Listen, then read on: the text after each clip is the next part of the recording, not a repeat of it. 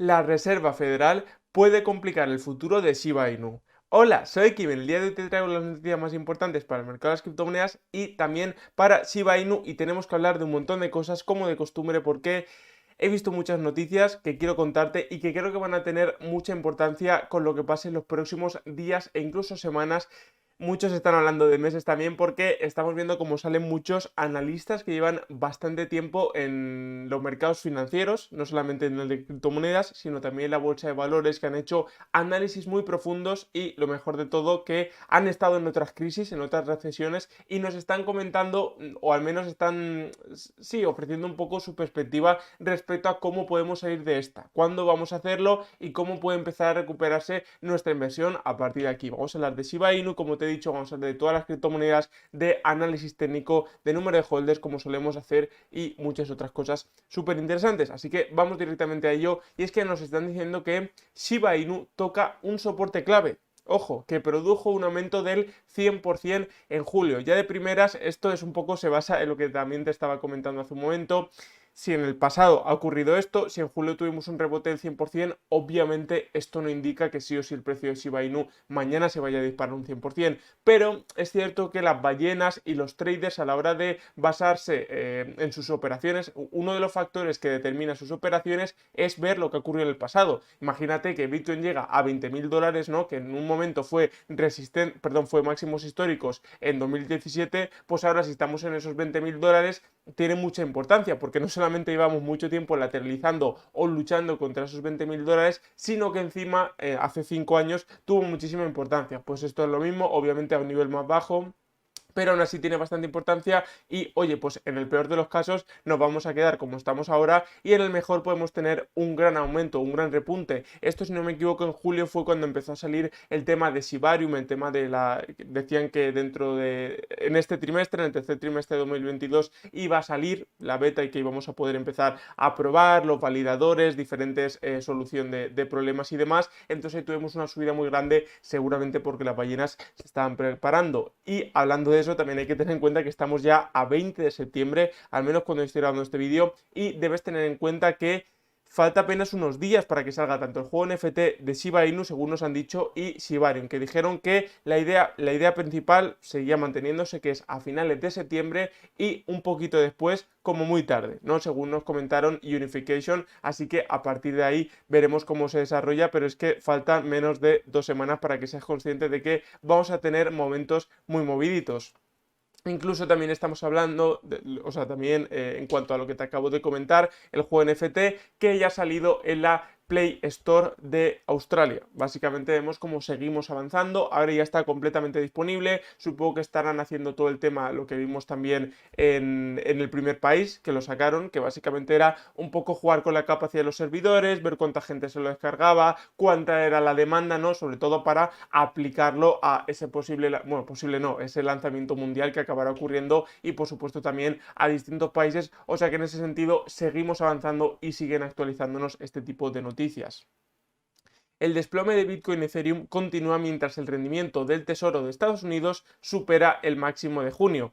Esto es algo negativo porque básicamente, perdón, el Tesoro de Estados Unidos a 10 años. Esto es algo negativo porque quiere decir que los activos o las inversiones de menor riesgo están teniendo mucha popularidad, están subiendo su capitalización. Entonces, ¿qué pasa? Que al contrario, ¿no? Por la contraparte es que los activos de mayor riesgo, como las criptomonedas o incluso la bolsa de valores, que no son de tanto riesgo, pero son de más que el Tesoro de Estados Unidos, pues empieza a caer, y tenemos esa correlación inversa de la que estamos hablando tanto últimamente, de Bitcoin contra el dólar y demás.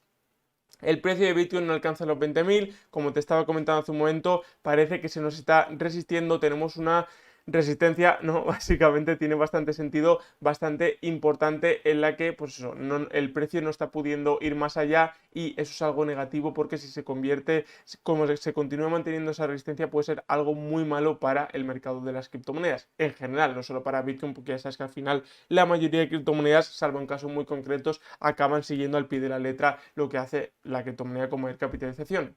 se avecina una subida global de tipos de 500 pb. Básicamente tenemos un montón de países que durante esta semana van a informarnos qué van a hacer, si van a subir los tipos de interés, si lo van a dejar igual, seguramente lo suban porque sabemos cuál es el estado a nivel global, ¿no? de los factores macroeconómicos. Básicamente entonces se viene una semana muy movidita y por supuesto muy importante porque ya sabes que por desgracia las últimas subidas de tipos que hemos tenido han ahogado bastante al mercado. Sí que es cierto que no necesariamente tenemos que tener una caída. Imagínate que la Reserva Federal de Estados Unidos sube 75 puntos, a lo mejor podemos tener una subida a corto plazo en ese mismo día, pero luego vemos que en esa semana, en los próximos días, acabamos bajando a niveles inferiores de antes de básicamente este anuncio de la Reserva Federal, así que mucho cuidado, tenemos que estar preparados. Aquí también estamos viendo, básicamente nos están comentando que la fusión de Ethereum básicamente nos ha dado una lección muy importante, ¿no? Y es que los factores macroeconómicos a nivel global son lo más importante. Puede haber un evento espectacular, súper histórico en el mercado de las criptomonedas, pero como los factores macroeconómicos estén mal, el precio no va a subir y eso es una lección que podemos aplicar al resto de criptomonedas. Bitcoin a 14.000, 15.000 y Ethereum a $750 después. Aquí estamos viendo el volumen, las salidas que estamos teniendo de distintas billeteras en la red de Bitcoin. Fíjate que pues lo que ha ocurrido en los últimos días es por esta zona. Sí que es cierto que no es la mayor salida que hemos tenido en la historia, pero estamos en el top porque los últimos días teníamos bastante tranquilidad dentro de lo que cabe, pero ahora hemos tenido este subidón, lo cual según los analistas puede indicar un movimiento inusual en los próximos días, para que seamos conscientes una vez más, porque es que fíjate, este escenario es bastante bajista, la verdad, porque si te das cuenta tenemos este patrón que ya de por sí es bajista, la predicción es que Bitcoin caiga a los 14.000 y tú te puedes preguntar, Kim, pero ¿por qué no está cayendo directamente a los 14.000 si hemos tenido un rebote? Básicamente lo que suele ocurrir, no siempre al final es análisis técnico, ya sabes que no acierta el 100% de las veces, pero rompemos el patrón hacia abajo, después repuntamos, tocamos lo que era en algún momento soporte como resistencia y a partir de ahí empieza a caer y se supone que nos podemos dirigir ahora a esos 14.000. No sabemos, no sería lo normal que nos dirigiésemos así, ¿no? Hacia abajo y ya está, sino que pues teniendo ciertos rebotes, pero los analistas están decantándose por ese precio objetivo de 14.000 e incluso menos como hemos comentado en el canal. Y fíjate que Ethereum prácticamente está en la misma posición, ha roto este patrón hacia abajo, de momento está cayendo, puede ser una vez más que tenga ese repunte, toque lo que en algún momento era soporte y a partir de ahí volvamos a caer. El baño de sangre del criptomercado conduce a 432 millones de dólares en liquidaciones. Ojo, ha salido muchísimo dinero. Aquí vemos las estadísticas de todas las liquidaciones. Mucha gente era optimista, mucha gente pensaba que podíamos subir. Bueno, pues se les ha cerrado esas posiciones y los osos han ganado esa partida, ¿no? Por así decirlo, esa batalla, mejor dicho. Fíjate que aquí también estamos viendo las estimaciones que vamos a tener porque este miércoles es cuando tenemos, como te he comentado antes, esa posible subida de tipos por parte de Estados Unidos e incluso otros países y ya se están empezando a hacer predicciones sobre hacia dónde nos podemos mover y fíjate que ha subido un montón, o sea que una vez más otra cosa que no acaba de beneficiarnos demasiado, ¿no? Que nos dice que las cosas pueden no ser tan buenas como esperábamos. Aquí nos dicen una vez más que la fusión de Ethereum no ha tenido tanto hype, no ha tenido una subida tan espectacular como se esperaba. Y aquí también nos dice que básicamente basándonos en lo que ha ocurrido en el SP500 y en la bolsa de valores en crisis anteriores muy parecidas a esta, nos quiere decir que octubre y noviembre siempre han sido meses muy pero que muy movidos, así que habrá que ver si a partir de ahí podemos tener al menos una pequeña recuperación. El mazo de la Fed golpeará aún más los precios de Bitcoin y Ethereum, dice el analista de Bloomberg, para que te hagas una idea de que las predicciones es que la cosa vaya peor. Es una pena, la verdad es que es una pena porque ya sabes que a mí me gusta ser una persona positiva, pero eso no quita que en estos momentos la situación, al menos a corto plazo, porque ya sabes que las criptomonedas a largo plazo siguen teniendo un potencial espectacular, pero a corto plazo sí que es verdad que tenemos muchos más, ¿cómo decirlo?, factores a la baja, muchos más factores negativos que positivos. Entonces, pues por supuesto tengo que contártelo, ¿no?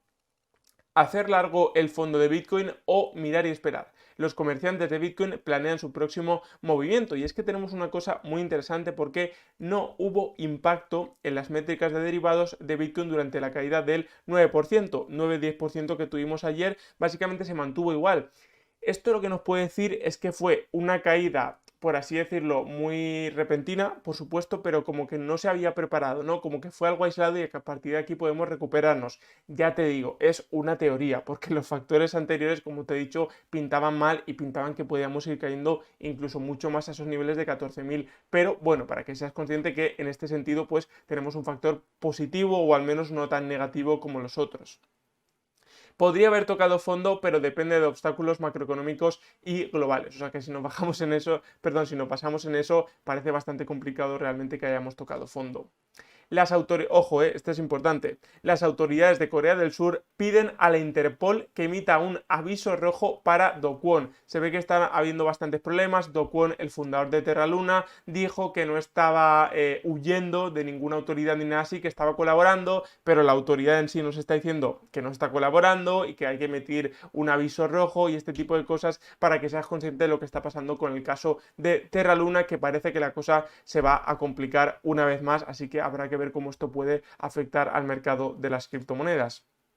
Aquí también estamos viendo el análisis del mercado de las criptomonedas. Fíjate que Bitcoin ha subido un 6%, junto con Ethereum tenemos un día verde para recuperarnos al menos un poco de lo que teníamos ayer. BNB ha subido un 5% también, XRP más 7, Cardano lo vemos más tranquilo, por el contrario, Solana más 5, Dogecoin más de lo mismo, junto con Polkadot, Polygon Matic y Shiba Inu está subiendo un 4%.